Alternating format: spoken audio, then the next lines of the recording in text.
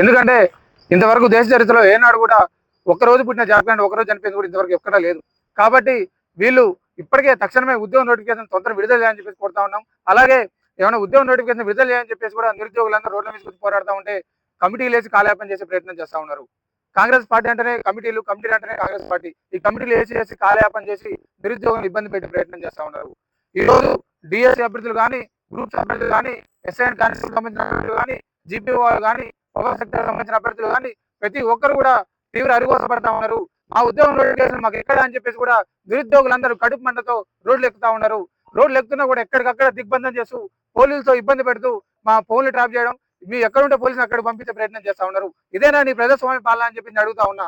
ఆనాడు నువ్వు అధికారంలోకి వచ్చినప్పుడు ప్రగతి భవన్ ముందున్నటువంటి కంచెని బద్దలు కొట్టి ప్రజాస్వామ్య పాలన వచ్చింది, మా ఇందిరమ్మ రాజ్యం వచ్చింది, ఇక మీరు అందరూ కూడా స్వేచ్ఛ స్వతంత్రాలతో బతకొచ్చు అని చెప్పి చెప్పిన రేవంత్ రెడ్డి గారు ఈ రోజు ఎందుకు ఇంత నిర్బంధం చేసావు అని చెప్పి అడుగుతా ఉన్నా. కాబట్టి ఖచ్చితంగా తక్షణమే ఉద్యోగ నోటిఫికేషన్ విడుదల చేయాలి. ఇక్కడ వీళ్ళు ఇంకొక మాట చెప్తా ఉన్నారు, ఏ ఉద్యోగ నోటిఫికేషన్ గురించి అడిగినా త్వరలో అని చెప్పేసి అంటా ఉన్నారు. ఉద్యోగ నోటిఫికేషన్ ఎప్పుడంటే త్వరలో అంటారు, రాజ్య వికాసం ఎప్పుడంటే త్వరలో అంటారు, నిరుద్యోగ అభివృద్ధి అంటే త్వరలో అంటారు. మేము కూడా కాంగ్రెస్ పార్టీ ఓటు పేరు ఎక్కడంటే త్వరలో అని చెప్తాం మేము కూడా. ఎందుకంటే దగ్గరకు వచ్చింది, మీకు దగ్గరకు వచ్చింది, ఆల్రెడీ అర్థమవుతా ఉంది. త్వరలోనే స్థానిక సంస్థల పార్టీ ఎలక్షన్స్ కూడా ఉన్నాయి. ఖచ్చితంగా ఆ రోజు మీరు గెలవడానికి ఏ విధంగా ప్రయత్నం చేసినామో ఈ రోజు అదే విధంగా ఓడడానికి ఖచ్చితంగా ప్రయత్నం చేస్తాం. ఆ రోజు మీ రాహుల్ గాంధీ గారు ఏ విధంగా జోడయాత్ర చేసినారో అదే విధంగా ఒక చేతిలో మీ కాంగ్రెస్ మేనిఫెస్టో, ఒక చేతిలో జాబ్ క్యాలెండర్ పెట్టుకొని తెలంగాణ మొత్తం ఉన్న నిరుద్యోగులు అందరినీ కలుపుకొని పాదయాత్ర చేస్తాం.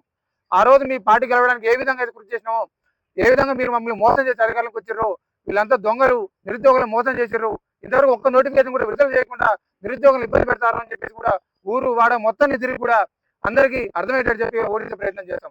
గ్రూప్ 2 సంబంధించి కూడా సిలబస్ కమిటీ అని చెప్పి చేశారు. ఆ సిలబస్ కమిటీ ఉందా, ఎక్కడ పోయిందో అర్థం కావట్లేదు. ఏడ దుప్పటేసి పట్టుకుందో, ఏ రూమ్ లో పట్టుకుందో కూడా అర్థం కావట్లేదు. ఎందుకంటే వీళ్ళకి నోటిఫికేషన్ అసలు ఉన్నాయో లేవో అర్థం కాని పరిస్థితి ఉన్నది. ఎందుకంటే మీకు నిజంగా ఇన్ఫర్మేషన్ ఉంటే, మీకు నిజంగానే ఉద్యోగ నోటిఫికేషన్ ఇవ్వాలని ఉంటే ఇవ్వండి, లేదంటే నోటిఫికేషన్ లేవని చెప్పేసి క్లారిటీ చెప్పండి. అంతేగాని నిరుద్యోగులను ఇబ్బంది పెడుతూ చాలా మంది నిరుద్యోగులు కానీ చిక్కడపల్లి లైబ్రరీలో కానీ దిల్సుఖ్నగర్లో కానీ 30 సంవత్సరాలు దాటిన నిరుద్యోగులు ఒక్క ఉద్యోగ నోటిఫికేషన్ రాక ఎంత ఇబ్బంది పడతామో చూస్తా ఉన్నాం నేను కూడా. ఎందుకంటే 5 రూపాయల భోజనం తినుకుంటూ ఇటు చదవాలా లేదా రాక ప్రతి ఒక్కరు కూడా ర్యాపిడోలు ఊబర్ చేసుకుంటున్న మిత్రులు ఇబ్బంది పడతా ఉంటే నాకే చాలా అరికోసం అనిపిస్తా ఉన్నది.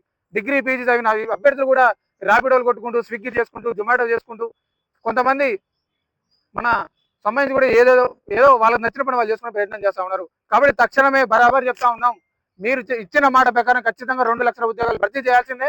మీ మెడలు వంచైనా సరే ఖచ్చితంగా మా ఉద్యోగ నోటిఫికేషన్ మేము సాధించుకుంటాం. అవసరమైతే తెలంగాణ వ్యాప్తంగా ఉన్న నిరుద్యోగులు అందరం కూడా ఒక 1000 మంది కలిసి కూడా అమర నిరాదీక్ష చేయడానికి సిద్ధంగా ఉన్నాం. అవసరమైతే మరొకసారి గాంధీ భవన్ కూడా ముట్టడిస్తామని చెప్తా ఉన్నా. ఖబర్దార్ రేవంత్ రెడ్డి, మా ఉద్యోగ నోటిఫికేషన్ ఖచ్చితంగా మాకు ఇవ్వాల్సిందే. మీరు స్థానిక సంస్థ ఎలక్షన్ లో ఓట్ల కోసం వస్తే మాత్రం ఖచ్చితంగా గల్లబట్టి అడుగుతాం. మా ఉద్యోగ నోటిఫికేషన్ ఎక్కడ చెప్పేసి గల్లబట్టి అడుగుతాం. కాబట్టి తెలంగాణ నిరుద్యోగులారు ఎప్పటికైనా మేల్కోండి. ఈ కాంగ్రెస్ పార్టీకి వ్యతిరేకంగా ప్రయత్నం చేసిన అవసరం ఉన్నది. మళ్ళీ ఇంకో మాట ఫైనల్ చెప్తా ఉన్నా, తక్షణమే నోటిఫికేషన్ విడుదల చేయండి. ఆల్రెడీ నిరుద్యోగుల నిరసన సగం మీకు తగిలింది. ఆల్రెడీ హైదరాబాద్ లో చీమ కుట్టిన ఇంటెలిజెన్స్ రిపోర్ట్ మీకు పోతుంది. రోజు చేస్తున్నాం, ఏదో ఒక ప్రోగ్రామ్ చేస్తున్నాం, ఉద్యమం చేస్తున్నాం, రోడ్ల మీదకి వస్తున్నా కానీ ఇంత భారీ ఎత్తున నిరుద్యోగులు అరిగోసపడుతున్నా కానీ మీ కళ్ళకి ఎందుకు అనిపించట్లేదు?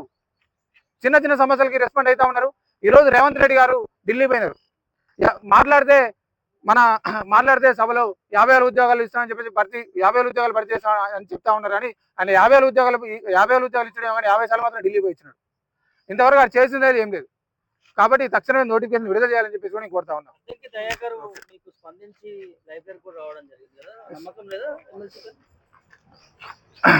ఎమ్మెల్సీ మీద నమ్మకం లేదా అంటే వారు మొన్న రావడం జరిగింది.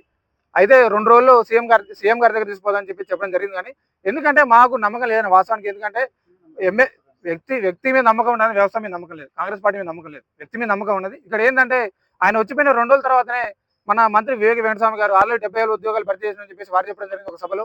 తర్వాత మంత్రి శ్రీధరబాబు గారు కూడా ఆల్రెడీ 70,000 ఉద్యోగాలు భర్తీ చేసినాం, మళ్ళీ త్వరలోనే సంవత్సరం 1,00,000 ఉద్యోగాలు భర్తీ చేసిన వారు చెప్పడం జరిగింది. ఇక్కడ మంత్రులు చెప్పిందే అబద్ధంగా ఉన్నది, కుట్రపూరితంగా ఉంటే ఒక ఎమ్మెల్సీకి ఏం విలువ ఉంటుంది?